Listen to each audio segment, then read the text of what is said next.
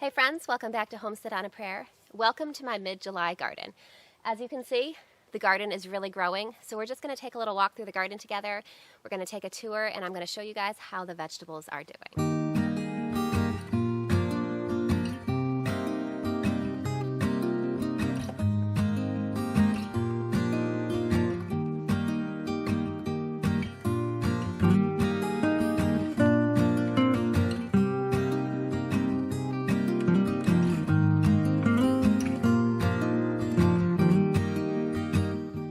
So let's start under the pole bean trellises because they are finally filling out and looking beautiful, and this is just one of my favorite parts of the summer garden is just how beautiful these pole beans look when they're climbing the trellis. So over here on this side of the trellis I have Vortex pole beans. So these are one of my favorite types of beans. You can see there aren't any actual beans yet, but they are flowering, so it won't be too long before we have beans. These are kind of a rounded classic green bean. They're very good, they stay tender for a nice long time, and as you can see they're really filling out the trellis. On the other side of the trellis over here I have rattlesnake beans. These in my experience have been a little bit later maturing. You can see they don't have flowers yet. They're starting to get a few little buds here and there, but no actual blooms yet. These are a flattened green bean with purple streaks, and those are my other favorite type of bean.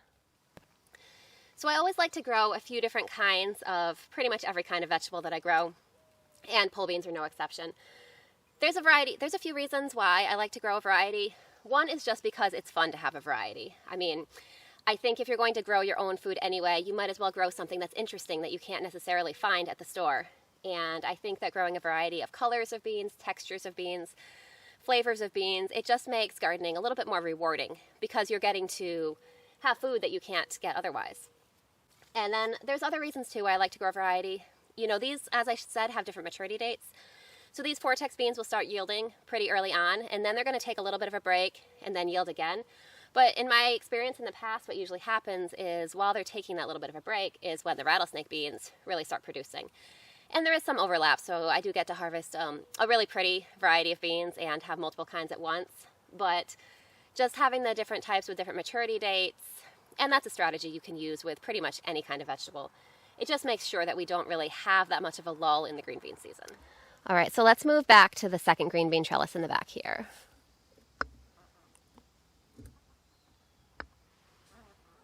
So this trellis is also filling out really nicely. Now this trellis being in the back, it's a little closer to the edge of the woods, does get slightly less sun. So my experience has been that beans on this trellis tend to grow a little bit slower, but they're still doing really well. So on this side of the trellis here, I have some purple beans, so I can't really call them green beans. These are called purple potted pole, and you can see the flowers are this really nice purple color. Here's one that's fully open so you can get a little bit of a better look. A lot of times you'll find with vegetables or plants that have really dark colored fruit, in this case the dark purple beans, you can see evidence of that coloration throughout the entire plant. I mean, you can see, we'll compare this to over here, this green variety. See how the stems are just a true green? And over here, these are this nice rich purple, and then the purple flowers too. So on this side of the trellis, as I mentioned, these are green beans as well. So I can't remember for sure which variety of bean I planted over here. You know, this is why taking garden notes can actually be pretty helpful. I do try to, I'm not very good and organized at taking notes, which is one of the reasons why I like to make these videos, because then I can go back and watch my own videos and then I can see what I planted where. So it is helpful for me that way. If I had to guess, I'm going to say that this is probably Vortex, the rounded green bean, just because I'm starting to see a couple little blossoms here, and my rattlesnake beans in the front have not started blossoming yet. So I think that this is another section of the Vortex green bean, but we'll find out for sure once it starts actually setting some beans. Okay, so in our hurry to get back to the green beans, we kind of skipped the front cucumber trellis. It's a little bit less impressive than the beans right now, but we're still going to take a look at it. So the past couple years, my cucumbers have been off to a little bit of a slower start in my garden, but they really are catching up and looking really good now. So along this trellis, I have 4 cucumber plants planted on each side of the trellis. I know people that live in warmer environments or more humid environments. Now, as a side note, I say more humid environments. It's actually incredibly humid today. It's not very hot yet, which is why we're hanging out here in the garden early in the morning. But it is already incredibly humid, and If you see me wilting a little bit on this video, that is why. If my hair starts just hanging down really limp, it's because it's so humid here today. But all that being said, if you live in a part of the country where it's a little more humid, a little hotter, your cucumbers might grow a little more prolifically. You might not be able to get 4 on each side of these cattle panels. So my trellis here is 4 feet wide, and so I just space my plants about 1 foot apart, and that works perfectly for me. Depending on your area of the country, you may be able to, maybe you could even get more cucumbers on your trellis, I'm not sure. I know in some areas of the country you may have to space them a little bit wider apart, but for me, 4 works best.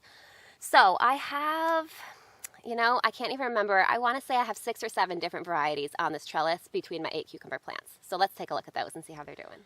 So on this side of the trellis, my first plant, and this one is looking pretty good. This is a homemade pickles cucumber. You can see we're starting to get some little cucumbers in here, just really starting. The next plant over is a silver slicer, and you can see the real noticeable color difference in these cucumbers. This is more of a creamy white. And then I honestly can't remember. I have 2 more cucumber plants down here. I can't remember for sure the variety. So I know the cucumber varieties that I have out here, but I can't remember for sure which one is which. So once I see them start to fruit, I'll be able to tell which one is which pretty quickly. Now, I don't know if you can see, I accidentally damaged this cucumber plant the other day. I was honestly, I had my mind on something else, and I was just absent-mindedly trying to thread it through the trellis and help it grow a little bit. Ended up damaging the top of it. But I think that what will happen is it should develop growth from the side, and I think it will end up being fine. So, unfortunately, I set that one back a little bit more. Now, on this side of the trellis over here, I've got 4 more cucumbers.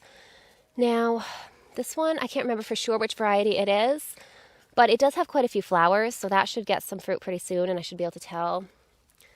This one's going to need a little bit of help climbing, so probably after this video, I'm going to give that one a little bit of help. I think this is a lemon cucumber. I'm not 100% sure. This one here is a China Jade. You can see those really long female blossoms there. Let me see if I can try to get a better look for you.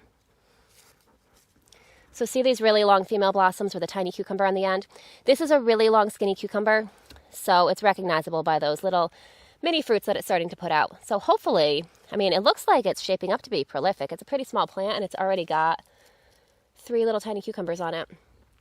Now over here, this is another cucumber that kind of fell off the trellis, so it's going to need a little help.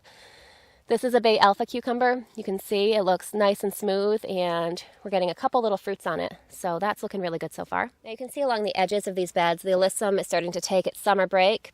It's still providing some nice foliage, and in the fall, this will most likely rebloom for us. So we're just definitely going to leave it. You can see the nasturtiums are starting to really take off and kind of take its place. And then over here, I'm so excited. My beautiful Alaska red nasturtium just started blooming, and it's this beautiful deep red shade. And I think this orange one mixed in with it is a really pretty combination. So we've definitely reached the time of year here in Connecticut where the garden starts to look a little bit wild and a little bit unruly. And honestly, I am okay with that. I love having a big, abundant garden. I love it to look like a jungle in here. I would much prefer that over just some really neat manicured rows, which works out well for me because honestly, I don't think I have the discipline to maintain a garden that way. So it's good that this kind of wild garden suits me a little bit better. But as you can see behind me, the zucchini is growing wild. We have not harvested any actual zucchini fruits yet, but the plants are looking really good and really healthy, so let's take a look at those. You can see down in the zucchini plant, we have an abundance of flowers. Most of these are actually male flowers. You can see all the ones on those tall, thin stalks like that are all males. Those are basically just here to attract pollinators and to pollinate the female flowers. This one here, you can see hasn't opened yet, but see how that has a tiny zucchini on the end? That's a female flower, and when that opens, definitely want to make sure that it gets pollinated because that's what will actually turn into a zucchini fruit. Now, on this far side of the bed, there's a second zucchini plant. You can see same thing there. It's got a lot of flowers. I'm looking, so far I only see male flowers, but a lot of times you'll find that that's the case. The male flowers will bloom a little while before the female flowers. So I've heard a few different theories on that. It definitely has been my experience that most often the male flowers will bloom first on the zucchinis. Some people say that the plant does that just to get pollinators, to attract pollinators and kind of get them in the habit of visiting the plant so that when there are actually female flowers blooming, it'll kind of already be on their pollination route and they'll stop by and that plant will be sure to get pollinated. I've also heard that it's kind of weather dependent. Some people say when you have a lot of really hotter weather, you tend to get more of the male flowers, and slightly cooler weather will result in more female flowers. I have no idea if there's any truth to that. I haven't honestly taken careful enough notes to really know, but it has been my experience that often the male flowers will be the only flowers for a while. And if you're not familiar with the way zucchini pollinates itself or gets pollinated, you may just wonder why all your flowers are falling off and you're not getting any zucchini. So in most situations, really all you have to do is wait, and your plant will start producing female flowers. Now, if your plant does have both male flowers and female flowers blooming and it's still not getting pollinated, most likely it's possible that there's a lack of pollinators in your area, and you can definitely come out and pollinate by hand. Usually what I do is I just take a little Q-tip and grab some of the pollen from the male flower and just put it into the female flower. If you do that, you do want to do it first thing in the morning, because I find that the flowers bloom first thing in the morning and then close up really by midday.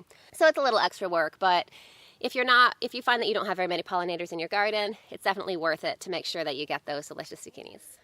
So on the trellises behind the zucchinis, you can see I've got some tomatoes here. I've actually got some cucumbers down there, which I forgot to show you guys. We'll go over there and take a look at those in a minute. You can see that my tomatoes are starting to get diseased. That is pretty normal for this time of year, especially given the amount of rain that we've had. Now, I'm curious to hear your experience growing tomatoes and trying to keep them disease-free. It's been my experience that it's really not possible to keep them disease-free. At least it hasn't been for me. If you have a trick, I would definitely love to hear it. But my experience has been that I just try to keep them as healthy as possible, as long as possible. I go into it with the expectation that I am going to lose them eventually, and my goal is just to get a really good harvest before that happens. So you can see I've got a few cucumber plants climbing up the trellis. They're a little bit hard to see in the zucchini jungle. These are silver slicers. I planted those silver slicers a little bit late after the original seeds that I direct sowed were eaten. So they're a little behind, but that actually might not be a bad thing because that will extend our cucumber harvest. So I'm definitely looking forward to those. So along the back of that same bed, you can see I've got another zucchini right here. This one hasn't been flowering quite as prolifically. Still looks like a healthy plant. Now, I do want to show you guys something I saw before when I was sitting. See those? Those are squash bug eggs, and we definitely need to get rid of those. So not that long ago, I did a video where we went through the garden together, and we basically found all the squash bug eggs that were lurking under my zucchini and got rid of them. That is either one that I missed, or that is one that was freshly laid since then. So either way, I'm definitely going to get rid of those. Since I'm out here and there's only a few of them, I'm probably just going to crush them right on the plant. When we came out here and we actually did a dedicated video looking for squash bugs, I did use some tape and stuck the tape on the eggs and used the tape to peel the eggs off. So I do find that that seems to be more efficient if you actually have a large number of squash bug eggs to deal with. But for now, we're just going to crush those and move on. So if it grosses you out to just crush them with your finger, you can grab another leaf and kind of crush them that way. I've done this enough times that I'm a little less squeamish about it than I used to be. Now you can see how crushing them does sometimes damage the leaf. I prefer to avoid that if I can, but this is doing less damage than allowing those squash bugs to live would do. So back here you can see I've got some bush beans growing and actually some tiny little beans starting. So these are purple beans, and I've got a few of those growing through here. None are harvestable yet, but we are definitely getting baby beans. And I don't know, why is the baby version of everything so much cuter? I mean, you wouldn't think a baby bean could be that cute, but it really is. And over at this end of the bed here is a beautiful example of the Alaska red nasturtium. You can see it's got those beautiful variegated leaves and then these nice deep red flowers. I love that variety. Okay, so moving on to our pepper and tomato bed, you can see the peppers are growing slower than I like, but they are growing. So historically, it has been true for me, and so far I think it's shaping up to be true this year too, that peppers in pots on my deck tend to do quite a bit better than the peppers that I have growing in the ground in my garden. But I am going to continue to try growing peppers in the ground, and I mean, they're not doing badly. Just the peppers on my deck seem a lot better. They seem larger. They seem healthier. I think they're ultimately going to be more productive. But if you have any tips for growing peppers in the ground specifically, I would love to hear them, because generally, overall, I have a lot better success growing in ground in the garden with most plants. Peppers are the exception that always seem to do better for me in pots. So I'm not really sure exactly why that is, but that's how it's always been for me. So you can see we're starting to get some pepper blossoms. Some plants have tiny peppers on them. We actually did harvest a whole bowl of shishitos last night, which was really delicious. Shishitos are a fairly mild pepper, and it looks like something has gotten to pepper back there. That's a poblano. I'm not sure why it's turning purple, but for some reason it is. So shishito peppers are one of my favorite peppers to grow. They're so easy, they're so prolific, they're really delicious. And how I usually cook them, and this is not my original recipe at all. Lots of people cook them this way, and I've seen lots of different recipes for it. Basically, I just take a whole bunch of the shishito peppers. I just poke them so that they don't explode when you cook them.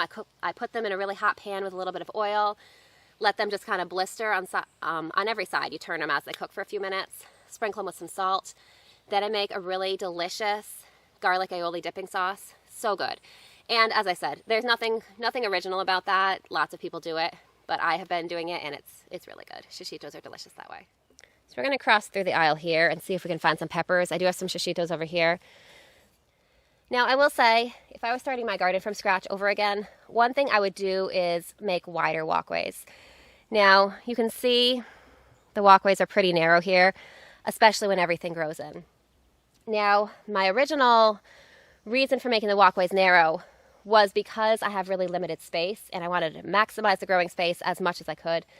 But honestly, it works in the beginning of the season when all the plants are small, but once they get big like this, it makes it really hard to navigate. And I think if we ever start a new garden, we're going to make wider walkways, definitely. All right, so in this bed back here, you can see I've got more peppers back here. And I want to see what we've got going for pepper fruits. So I've got a little tiny bell pepper, still developing. For here, we've got Alessia pepper. I'm not sure if I'm pronouncing that right, but these sound amazing, and I can't wait to try that. So got some Corno di Toro peppers. Again, in this bed here, I will say these don't look as good as the pepper plants on my deck, but they're doing okay. So this plant here is a shishito pepper, and I will say this is quite a bit behind the ones on my deck. The peppers we harvested last night all came from my deck. We had a nice big bowl of them, where this one in the garden is just really getting started. You can see the peppers are still tiny, and we haven't harvested any peppers from the garden yet. Now behind the peppers, you can see my wall of tomatoes. And again, just like the other wall of tomatoes, you can see signs that they are starting to get some disease. You can see some spotting and dead leaves in there. Again, pretty normal. So what I do like to do is I come out and clip off all these diseased parts and dispose of them. Well, I am a pretty big advocate for composting. When it comes to plant material that has disease, I don't recommend composting that. So I usually just dispose of it. The ideal thing to do is to burn it. If you're not able to burn it, you can throw it in your trash. I usually end up throwing it in my woods, far back, far away from my garden. And that's usually just what I end up doing with it. But unless your compost pile gets really hot, it's unlikely to kill the pathogens that are causing that disease, and you could just be incubating that disease to spread to your garden in the future. So you can see in here, we've got some Black Beauty tomatoes. Now, this purple coloring does not mean that they're ripe. When you're growing a type like Black Beauty, what gives it its deep color is a pigment called anthocyanins, which develop in the skin. I'm not 100% sure I pronounced that right. It's the same pigment that will give blueberries and other fruits like that their blue color. So when you're growing a variety like that, often they're called like blue or black tomatoes. This is Black Beauty. I know there's a similar one called Blue Beauty. There's blueberries. There's a variety of tomatoes that develop that purple coloring on the skin, and you'll notice that at the beginning, the rest of the tomato is green. So those varieties, that isn't any kind of indication of ripeness. That pigment is produced in response to sunlight. So basically anywhere the sunlight touches that fruit, it's going to develop that deep purple color, which means if you're going for that really deep color, putting it in the strongest sunlight possible will give you the darkest fruit. But as far as judging ripeness for those tomatoes, you want to look at the underside of the fruit where the sun doesn't hit, and you want that to be the ripe color. So for example, these are Black Beauty tomatoes. They'll be red on the bottom when they're actually ripe. You can also really gently feel the tomato and see if it still feels really hard and firm, you know it's not ready yet. Once it starts to feel a little bit softer, that's an indication that it's either ripe or it could be ripe really soon. So as you can see, our plant is growing quite a few of those for us, and I can't wait for those to really ripen and just to be able to get some good fresh tomatoes. You can see, got more green tomatoes all through here. So I think we are going to get a pretty good tomato crop. It's just not time yet.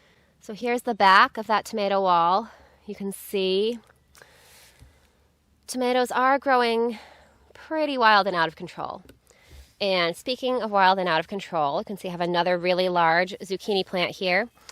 This one, again, is flowering a little bit. I haven't seen any signs of female fruits or female flowers yet. So far, no actual zucchini fruits.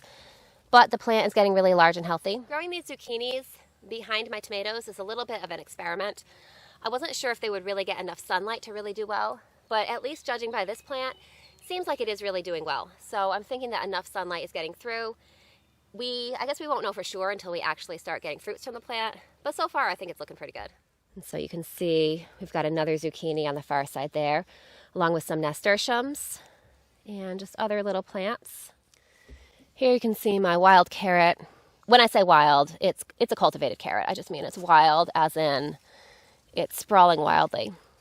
This is a carrot that I grew last year, and I've just been letting it go to seed. So you can see it is starting to develop seeds. It's going to be a little while till they're actually ready to harvest, but I think that'll be a fun experiment too. So we're going to move on to the back of this other tomato wall that we have here. Now this tomato here, this is my Cindy's West Virginia tomato, kind of my experimental new variety. I will say I haven't tasted any fruits yet, but it appears to be pretty prolific. Fairly early compared to my other tomatoes because these tomatoes are pretty large. Down here I've got some pineapple tomatoes, which I can't wait to try. Those are supposed to be delicious, and looks like this is going to yield a decent amount for an heirloom tomato as well. So you'll find with growing heirloom tomatoes, they have a reputation for being kind of fussy and challenging to grow. That's basically because they don't have the same disease resistance that a hybrid tomato has. Hybrid tomatoes are usually bred and they're selected for certain characteristics. Disease resistance is a common one. High yield is another one. Being easily transportable without being damaged. Those are all things that the commercial tomato industry looks for, because an heirloom tomato is a lot more fragile. It's a little more challenging to grow. It tends to not yield as well. The problem is that a lot of the hybrid varieties are often selected for those characteristics over flavor. So you kind of have to choose what characteristics are most important to you. Now, that is not to say that there are not many hybrid tomatoes out there that taste delicious. There's many hybrid tomatoes that I've grown before. They've been delicious. You know, even if you have a variety that's not known for its flavor, just growing it at home, that alone will give it a much better flavor than anything you could find at the store. So just depending on your tomato growing goals, that kind of makes a difference as to whether you choose hybrids or heirlooms. And there's no rule that says you can't choose both. So if you want to grow some hybrids just to get that disease resistance and the really high yield, and then mix in a couple heirlooms just for that extra special flavor, that can be a great way to do it too. I find that for the most part, I grow heirlooms just because I think if I'm going to grow something in my garden, if I'm going to go through the trouble of growing a plant and nurturing it from seed all the way up to harvest, I want to make sure that it's going to be a real flavor experience. It's going to be something that I really wouldn't be able to buy at the store. So for that reason, I like to grow a big variety of tomatoes, and I like to grow a lot of heirlooms. So you can see through here, lots more green tomatoes in various stages of development. It'll still be a little while before we get our first ripe slicers, but hopefully not too long. Now over here is my wild cherry tomato jungle. You can see these small, innocent seeming plants, or they were small and innocent when I planted them, have now grown into giant monsters and taken over this little patch here. So we have just started getting the first couple of ripe cherry tomatoes. This one, probably give it another day, but that's pretty close.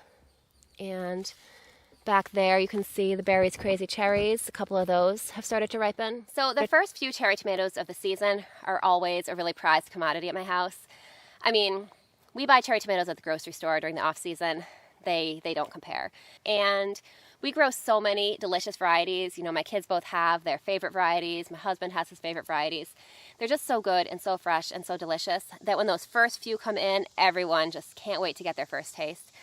But once those first few come in, you know, the first few days or even week or so of harvesting cherry tomatoes, you have to treasure each individual one.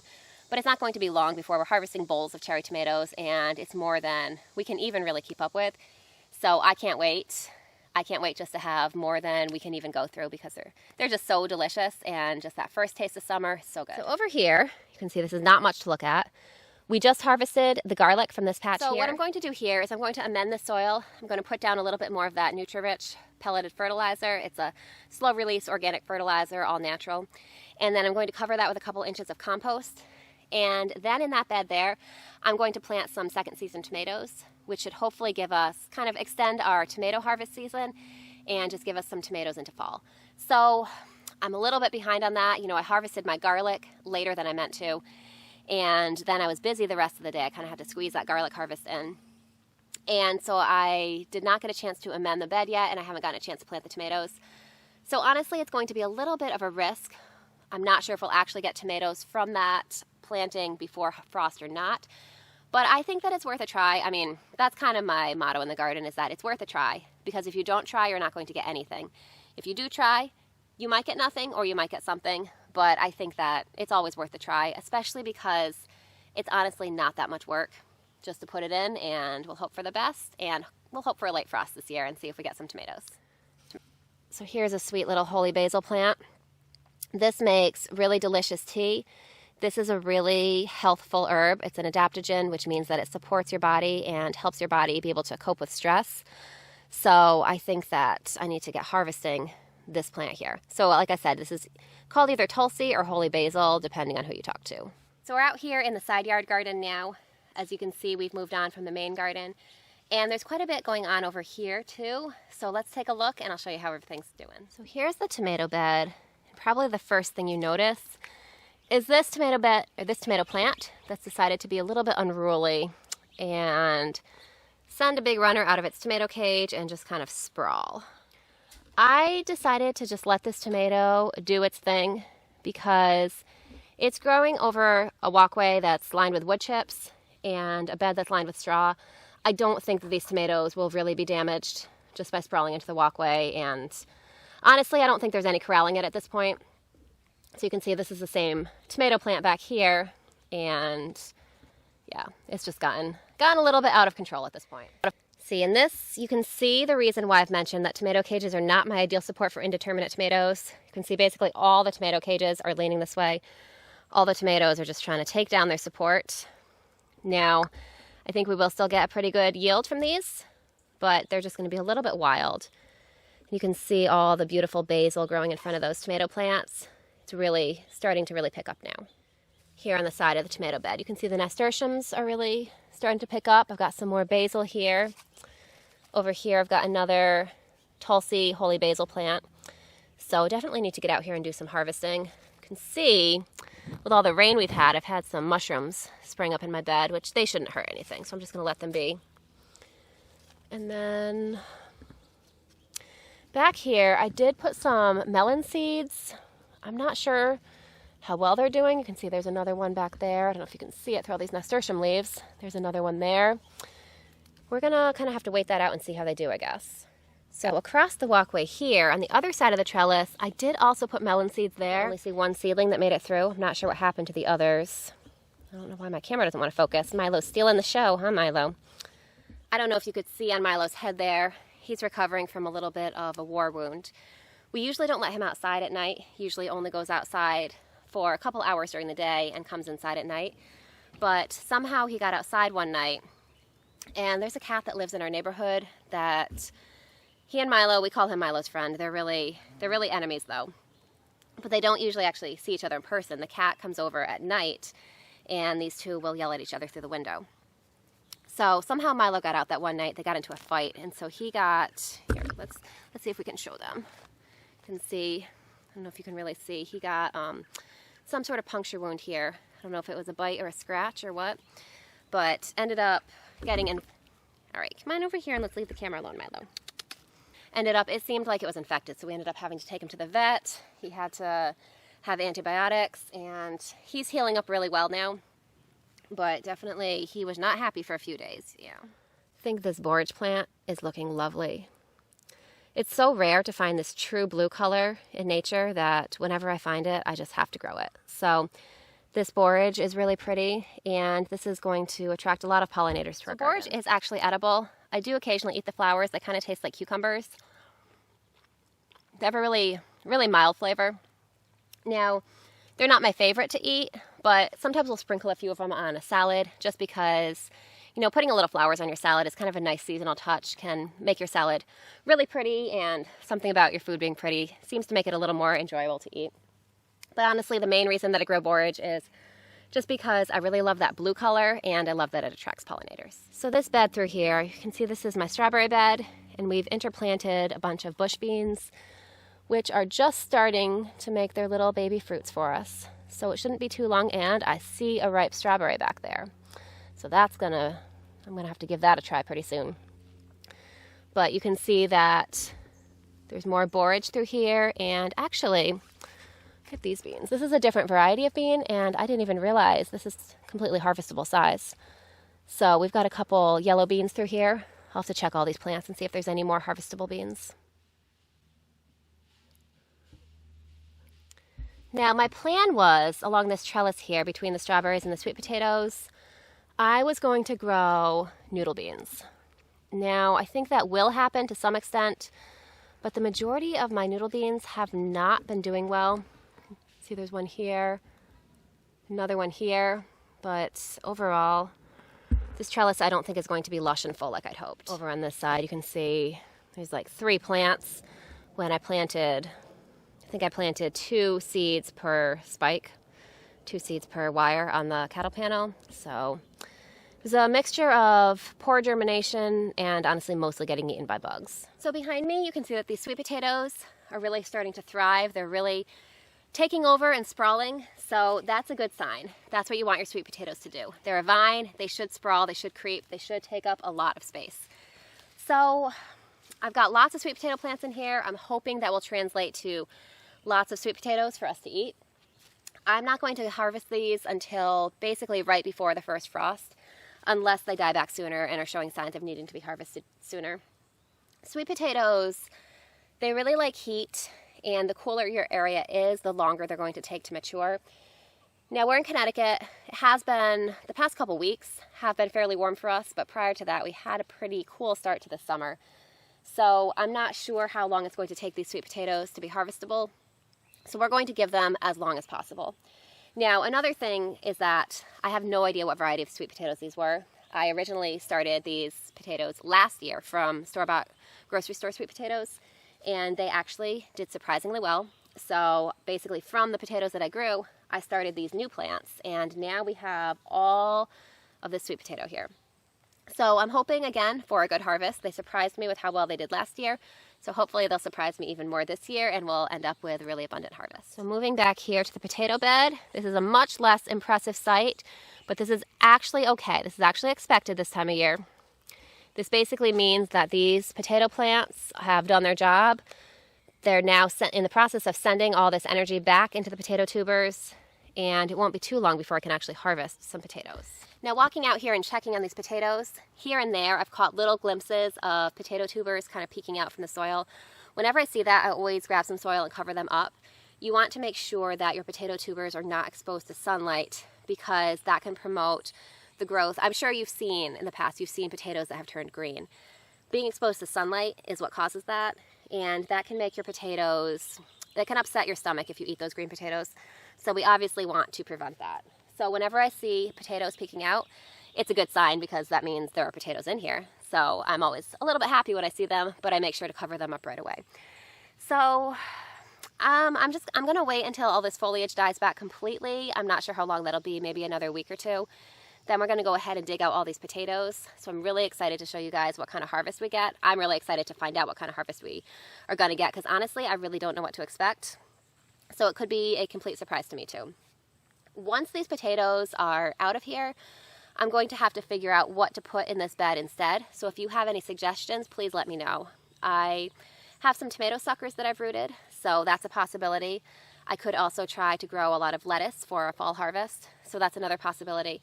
So just let me know, what would you put here in this bed? This is an 8-foot by 4-foot bed, a raised bed, and yeah, it's not possible for me to have garden space and not fill it. So this is going to get filled. We just have to decide what we're going to fill it with. Now over here, this last bed, this one's a little bit unmanageable, I gotta say. I've got one really tall, nice looking cherry tomato plant here. We've got some Swiss chard in here that's looking pretty good. You can see nasturtiums. We've got some bush beans. These should hopefully be, oh, you know what? And there's a tiny little bean. So we should be getting a harvest from those pretty soon. There's a lot of chamomile here. You can see not very many flowers left. I've been harvesting this every couple days. I come out and harvest chamomile. There's been quite a bit. You can see a little bit here that I missed. And then over here, you can see my sugar pie pumpkins are starting to vine up a little bit. Probably pretty soon these will start sprawling into the walkway. And I'm hoping we'll be able to get a couple pumpkins off each plant. You can see in the back corner there's another pumpkin plant. Some Swiss chard in front of it and lots of carrots mixed in. So as I said, this bed is a real hodgepodge. So over here at the far end of the chicken yard, we've got some double gold raspberries. This is actually what they look like when they're ripe. They're this beautiful peachy pink gold color and they're so good. So I love the classic red raspberry, but something about this is a little more unique and sweeter. It's really complex flavor. It's so delicious. So this is a double gold variety. I grow mostly red raspberries, but we do have a couple of these as a treat, and they're so good. Over here you can see we have some guests. When I pick raspberries, we take all the good ones into the house for the people to eat, but there's always a couple that have some pretty extensive bug damage or just don't really seem that great, and the chickens get those. So whenever they see me picking raspberries, they always come over to see what I'm doing, hoping that there'll be a little treat for them. So they're kind of just staying close by and hoping that I'll throw them a treat. So see, here's a couple here that have some bug damage and just little bits of spots that aren't that good. We're gonna tear these into pieces and let the girls have a little treat there. Girlies.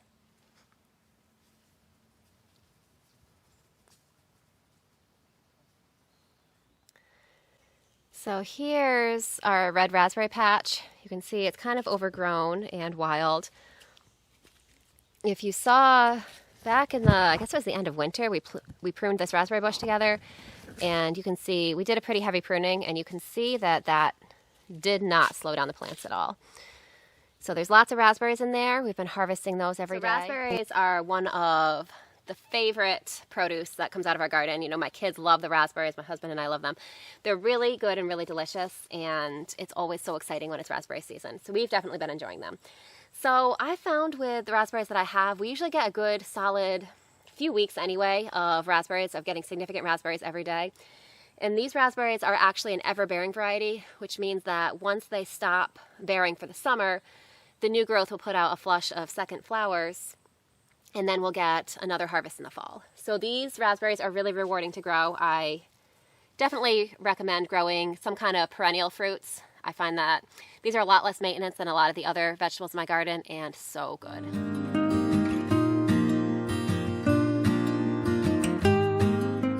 So thank you so much for hanging out in the garden with me today. Thank you for touring the garden and just spending time with me on this hot, sticky morning. I hope you're having a great day. I hope your gardens are abundant, and I can't wait to see you soon. I am going to go inside and clean up because I don't know if you can tell or not. Hopefully I do not look as sweaty as I am. But I'm pretty sticky, so definitely time to go inside and clean up. I hope that you enjoy the rest of your day, and I can't wait to see you soon. I'll see you next time.